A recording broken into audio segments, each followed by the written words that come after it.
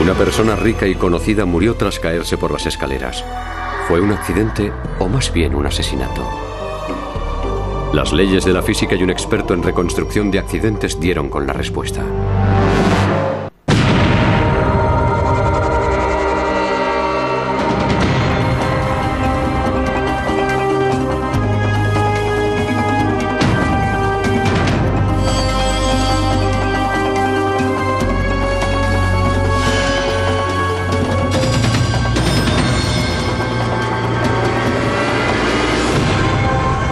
Crímenes imperfectos.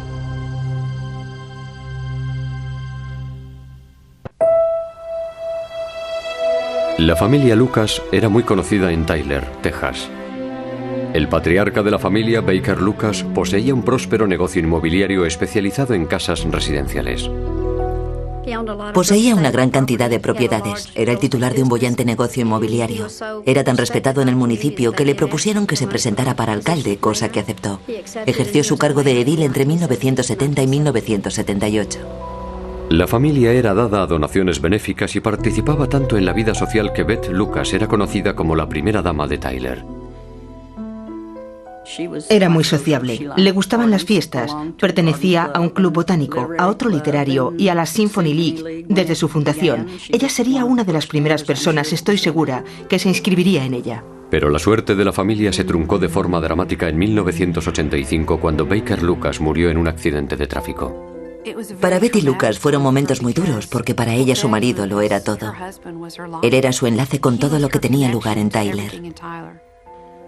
Ella estaba totalmente entregada a él, le quería un montón. Ahora tenía que llevar una vida sola y eso era un golpe muy duro, porque habían estado muy unidos en sus años de matrimonio.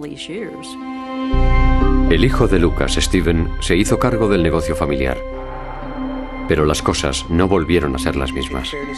Sintiéndolo por Steve, su padre era una persona tan carismática y respetada que le iba a ser muy difícil siquiera llegarle a la suela de los zapatos. Seguramente era algo a lo cual no estaba acostumbrado, por lo que intentó llevar el negocio familiar lo mejor que pudo, pero no tan bien como su padre. 3 años después, la familia recibió un segundo mazazo. Beth Lucas había caído por las escaleras de su casa y fue llevada con urgencia al hospital. Desgraciadamente, nunca pudo recobrar la conciencia. Estuvo en cuidados intensivos durante al menos un día. Decidieron desentubarla y murió, enterrándola al día siguiente. Todo sucedió muy rápido. Incluso sus personas más cercanas ni siquiera se enteraron de su funeral hasta el último momento. En aquel entonces, nadie pensó en la necesidad de una autopsia. Nadie se hubiera imaginado una muerte tan fatídica. Como amigas ya habíamos planeado lo que íbamos a hacer en la residencia de la tercera edad cuando fuéramos para allá juntas. Era increíble que ya no estuviera entre nosotros. 2 personas fueron testigos del accidente de Beth Lucas, su hijo Steve y su hija de 20 años Stephanie. Steve declaró que su madre de salud delicada subió la escalera con un reproductor de vídeo. Dijo que él trató de ahorrarle ese peso, pero que ella se negó. Era un aparato de vídeo de esos antiguos, o sea, voluminoso y pesado, de unos 15 kilos. Mucho más que lo que pesan los vídeos que conocemos en la actualidad. En el tramo final de la escalera, Steve dijo haber insistido una vez más en llevarlo él. En el momento en que él trató de arrebatárselo, y consecuencia de esos instantes de tira y afloja entre ambos, ella salió despedida por encima de la barandilla de la escalera. Fue a caer en el tramo inferior de la escalera y siguió avanzando hasta la parte final. El aparato de vídeo astilló la moldura y ladeó uno de los cuadros de la pared. Pero tras las exequias de Beth Lucas, el personal de la ambulancia le informó a la policía de que Steve Lucas se había comportado de forma sospechosa cuando llegaron a casa de la fallecida. Nos dijeron que Steven Lucas estaba esperando fuera. No estaba dentro acompañando a su madre cuando ellos aparecieron. Mientras, la señora Lucas yacía en el suelo agonizando, si se quiere decir así, ella sola. Recibimos varias llamadas anónimas en el departamento de policía sugiriéndonos que teníamos que investigar la muerte de Betty Lucas, que no fue realmente un accidente, sino quizás un homicidio. Así que los investigadores decidieron indagar más a fondo en la muerte de Beth Lucas.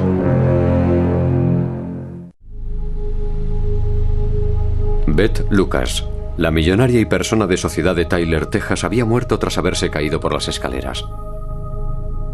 Su hijo Steve describió el infortunio como un accidente, pero nadie en el municipio le creyó. Me llamaron desde el departamento del sheriff pidiéndome investigar el caso de cerca porque una persona que era amiga de la familia Lucas opinaba que Steve había asesinado a su madre. Dado que no le habían practicado la autopsia, los investigadores solicitaron a la corte un permiso para exhumar el cadáver de Beth. El hecho de que la sacaran de su tumba fue también algo difícil de asumir, pero a su vez nos alegraba que lo hicieran, si eso servía para encontrar alguna pista de lo que había sucedido. Creo que la ciudad no tardó en dividirse en dos bandos. Por una parte, los que pensaban que Steve era un ricachón que se iba a librar de ir a la cárcel por asesinato. Y por otra, los que opinaban que era inconcebible enjuiciar a alguien de esa clase social. El médico forense encontró 6 laceraciones de forma curvada en el occipital del cráneo de Beth. Nada de las escaleras o cerca de ellas pudo haber causado ese tipo de heridas. Las pruebas de toxicología para drogas y alcohol dieron negativo, pero las radiografías del cuerpo proporcionaron aún más sorpresas. No encontraron ningún hueso roto para ser una mujer de 66 años. Tampoco tenía contusiones de importancia en el resto del cuerpo. Esta versión de la caída por las escaleras era muy sospechosa. Nadie sabe cuál fue realmente el arma homicida. Una de las ideas con que los forenses especularon es que pudo haber sido un candelabro, porque la base de uno de ellos coincidía con la forma curvada que tenían las laceraciones en la cabeza. Y los investigadores encontraron unas marcas circulares similares en forma de sierra en la barandilla a la altura de los peldaños 7º y 9º. Los forenses examinaron un par de candelabros que estaban en la repisa de la chimenea de la casa de Lucas. Uno tenía el borde en forma dentada, pero en el análisis científico no encontraron restos de sangre. Los investigadores también estaban sorprendidos por la escasez de sangre en la escena del crimen. 3 de nosotros subimos y bajamos ese primer tramo de escaleras en cuclillas con luces de láser en busca de lágrimas, sangre, hilos, lo que hubiera en esa barandilla, en la alfombra o en el montante que sujetaba el pasamanos, algo que no hubiera sido limpiado. Pero no encontraron nada y pronto supieron por qué. El personal de la ambulancia declaró que la nieta de Beth, Stephanie, junto a su vecina, estaban limpiando la sangre del vestíbulo cuando ellos llegaron. Y ciertos vecinos dijeron que Steve tenía el aspecto de haber estado limpiando también. Nada más llevarse el cuerpo, algunos de los vecinos le vieron con la camisa mojada. El vecino de enfrente dijo que tenía la camisa empapada en sudor a la altura del pecho. Así que los investigadores aplicaron verde de leucomalaquita en el suelo del vestíbulo, lo que reveló un área manchada de sangre de poco más de 1 metro cuadrado que había sido limpiada. Luego interrogamos a su hija Stephanie, quien supuestamente también estaba en casa cuando el accidente, pero su versión no coincidía con la de él en lo que respecta al lugar donde se produjo el forcejeo y otros factores más. Empezaban a acumularse contradicciones que indicaban que algo no cuadraba. Pero si Beth había sido asesinada, ¿cuál era el motivo? Según sus amigos, Beth y su hijo Steve nunca se llevaron bien. Por lo que pudimos deducir, Betty estaba algo avergonzada de Steve por el hecho de que nunca había conseguido las metas que Baker sí había sido capaz de lograr. Steve, por su parte, no quería a su madre. Hablaba mal de ella, se reía de ella, por ejemplo, por la forma como iba vestida. No sentía mucho aprecio por ella. Y ambos también tenían desacuerdos económicos. Steve le había pedido prestado a su madre cerca de $500,000 y nunca se molestó en devolvérselos.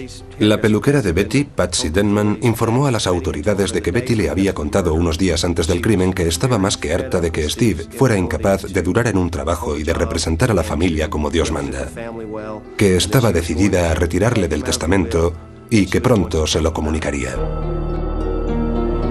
Pero Beth murió antes de que pudiera cambiar el testamento.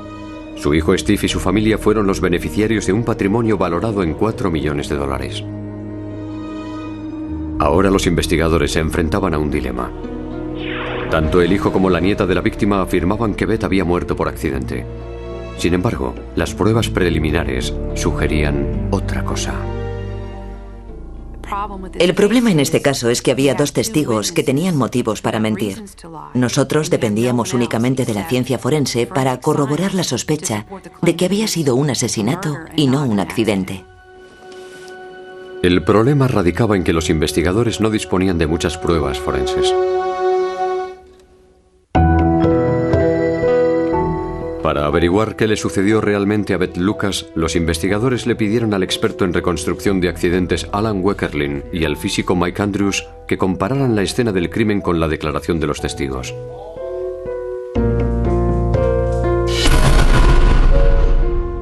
El hijo de la víctima, Steve, y la hija de este, Stephanie, coincidieron en el relato básico de los hechos. Que Beth subió las escaleras portando un reproductor de vídeo a la vez que Steve fue detrás de ella para evitar que llevara tanto peso. Ya arriba en la escalera, Beth se negó a ser ayudada, se apartó de él, perdió el equilibrio y cayó por la barandilla yendo a parar al tramo inferior de la escalera.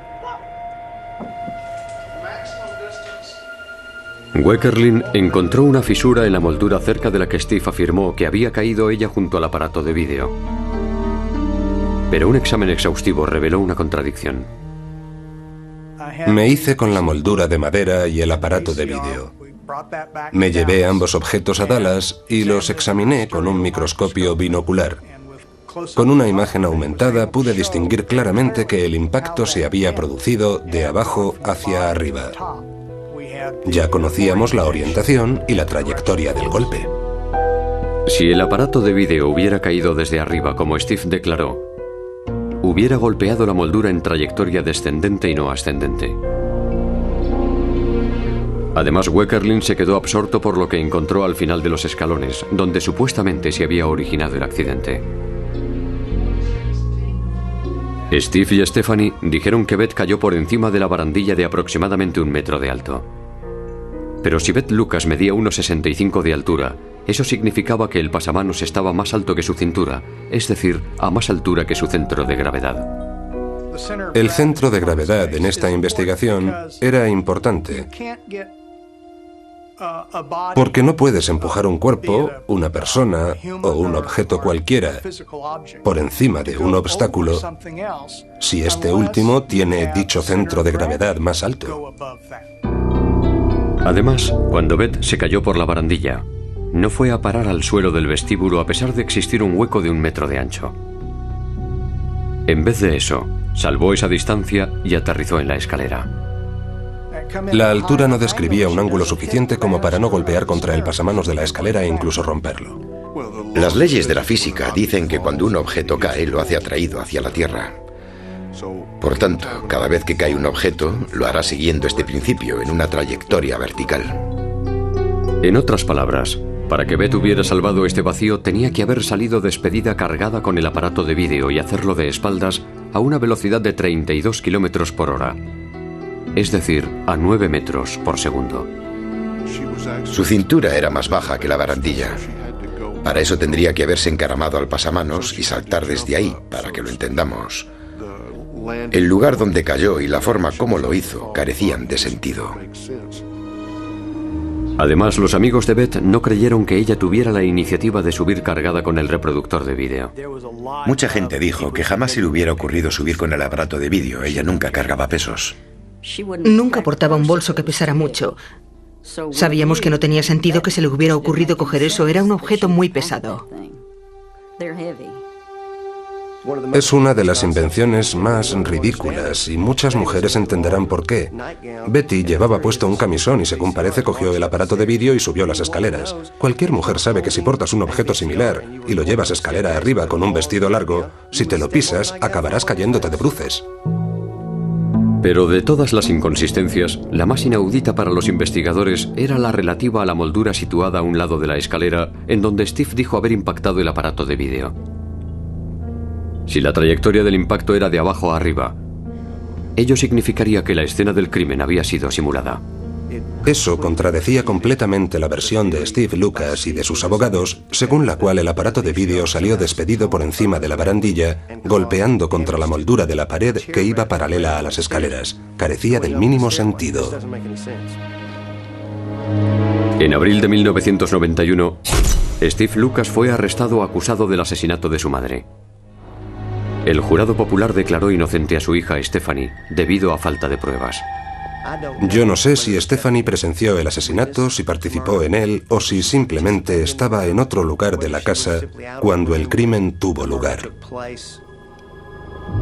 Pero la pregunta era la siguiente: ¿se disponía de pruebas suficientes para convencer al jurado?